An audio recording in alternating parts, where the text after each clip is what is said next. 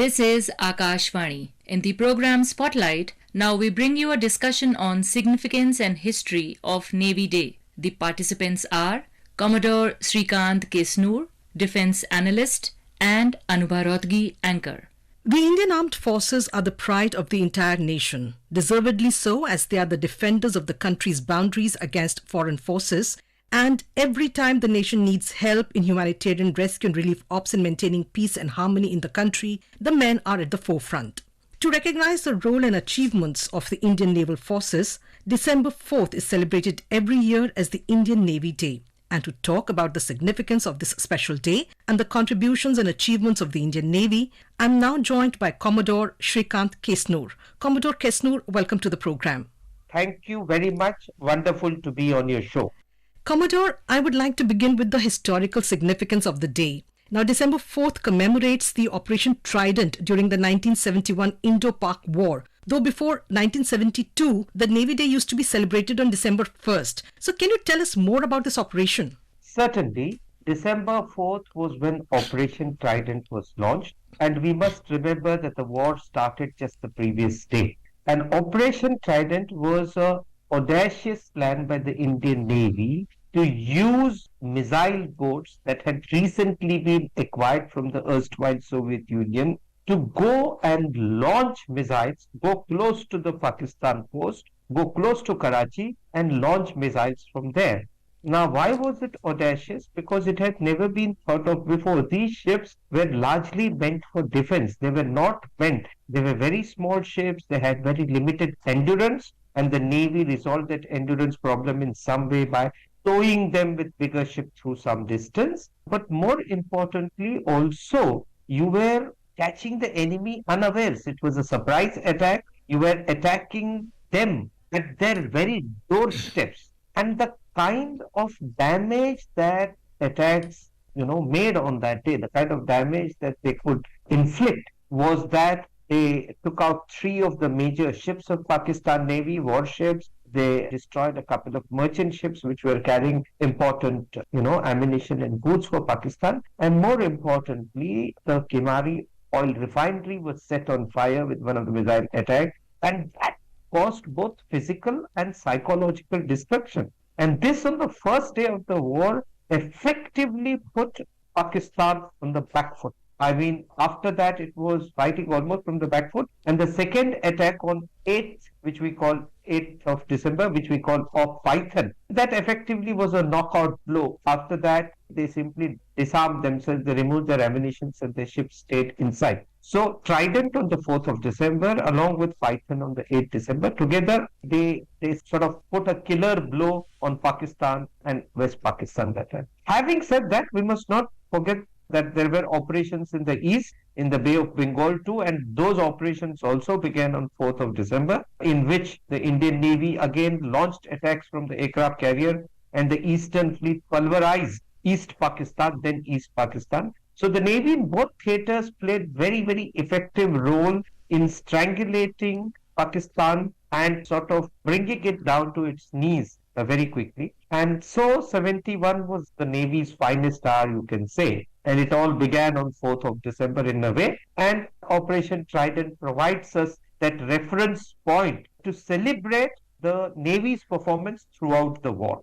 Unlike in the past, this year the venue of the Navy Day celebrations is the Sindhudurg Fort, which is quite far from the 2 nearest naval stations, that is Mumbai and Goa. However, the fort has rich maritime history. Is that the reason for choosing it as the venue?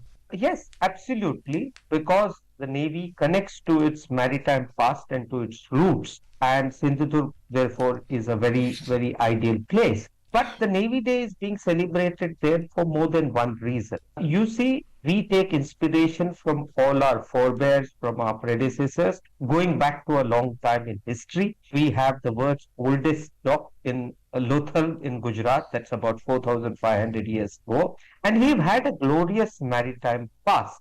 There were great empires, the Cholas, the Kalingas, the Satavahanas, who lorded over the seas. And during colonial times, at sea, we provided great resistance through the Kunjali Marathas, through Rani Abbakka, and most recently and very significantly through the Marathas. Now, Chhatrapati Shivaji Maharaj and later Sarkhel Kanoji Angre were great figures of resistance against colonialism who raised independent indigenous navy, a navy of the Swaraj, you can say. And we are very much inspired by their deeds. This year, as you will recollect, is 350th year of the coronation of Chhatrapati Shivaji Maharaj. Therefore, it was only apt, and Sindhudurg was one of his forts, so it was only apt that we celebrate it in proximity of one of his forts to bring back that maritime connection. And also, this is in line with recent directives that the Navy must go out and celebrate the Navy days in different parts of the country. It establishes a connect with greater mass of people all over and away from the cities. So I think in many ways, this is ideal and a wonderful thing that the Navy has been able to mount such a spectacular demonstration at Sindhudurg with the Honorable Prime Minister and other VVIPs watching. So I think it's a great way to celebrate by remembering our glorious past. Now, the theme of this year's Navy Day demo is Jalmev Yasya, Balmev Tasya, or the one who controls the sea is the all-powerful. Now, history has shown us that how true this is. If we look at the examples of Great Britain and many other maritime powers. Now, whether we look at the developments in the Indian Ocean or the Indo-Pacific region, the Navy's role is very strategic, isn't it?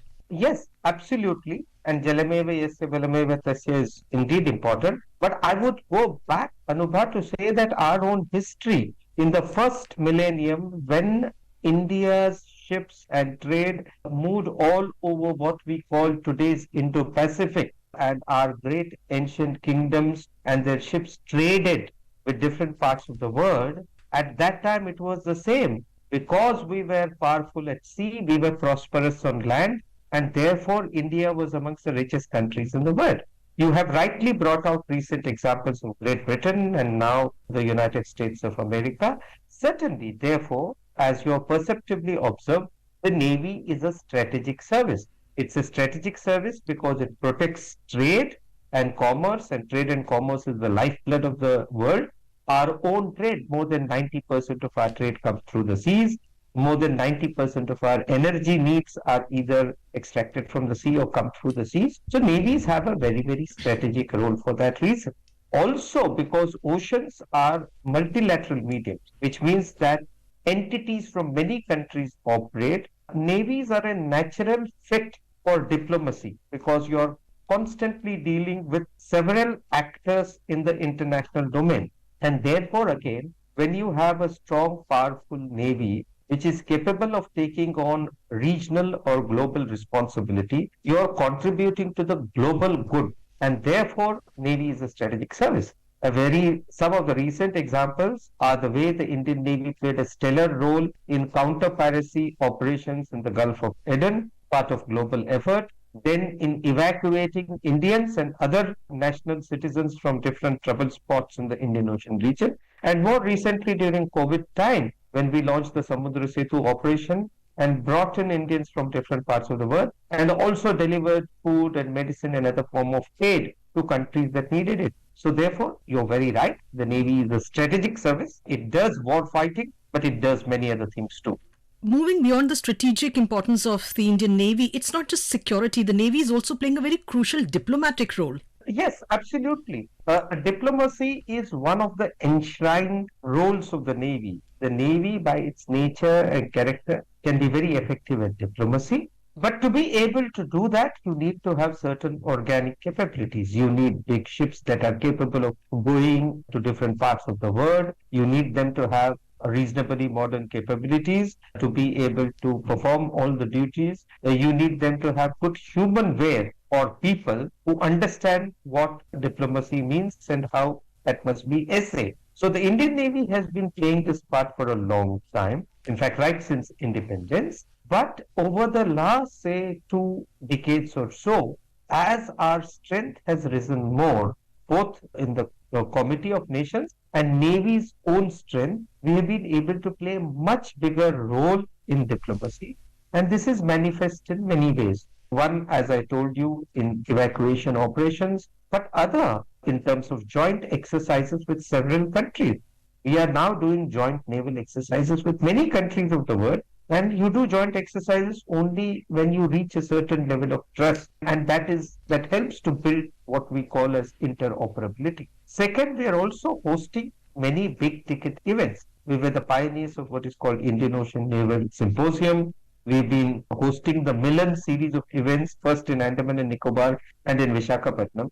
It began in mid-90s with 5 nations in Andaman and Nicobar, and in February 24, when Milan starts in Vishakhapatnam, more than 50 countries are expected to attend. So that's huge, and that tells you how the other countries are equally keen to collaborate with the Indian Navy, to operate together.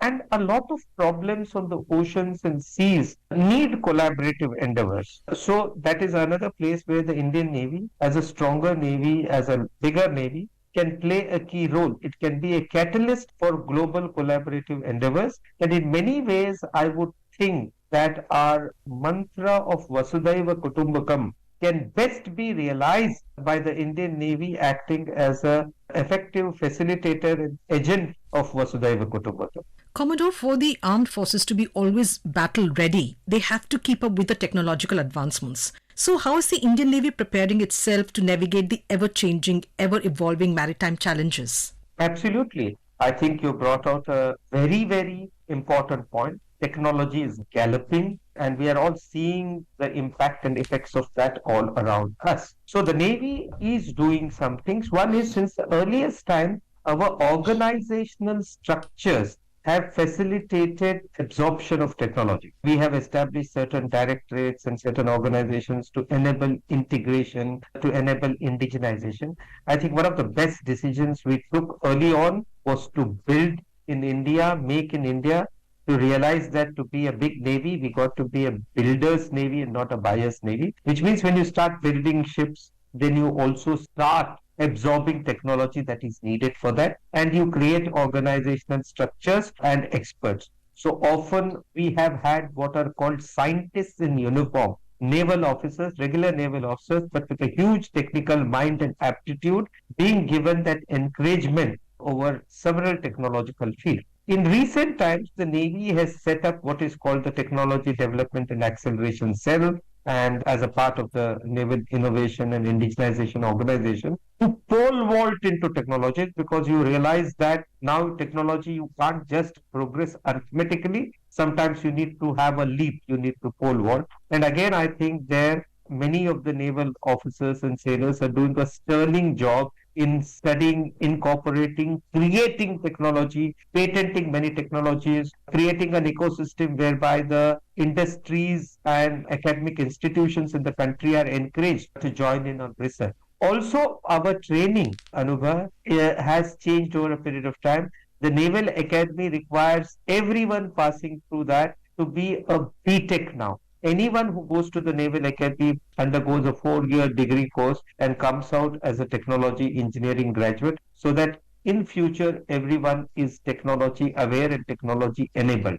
Coming to the participation of women in the Navy, the Navy Chief Admiral R. Harikumar announced recently the appointment of a first woman commanding officer in a naval ship. Now, that's a very important step forward in the empowerment of women in the armed forces. Yes, of course it is. And I think it was a wonderful announcement. It has been applauded by a lot of people. Now that the National Defense Academy has opened up for women, now that the Sainik schools have opened up for women, we are going to have very soon a sort of assembly line from where women can join the armed forces and do very well there. So the future is very bright. And as the CNS and many others have said, the day is not far off when we are going to have women admirals, and that will be a very proud day for India. And on that promising note, Commodore Srikant Kesnur, thank you so much for joining us in the program. Thank you so much, Anubha. It's been a pleasure to be with you, and Navy Day greetings to you. Thank you, sir. You were listening to a discussion on significance and history of Navy Day. The participants were Commodore Srikant Kesnur, Defense Analyst, and Anubha Rohatgi, Anchor. This program was produced and presented by the News Services Division of Akashvani. You can listen to it on our mobile app, News on AIR. This program is also available on our YouTube channel, News on AIR Official.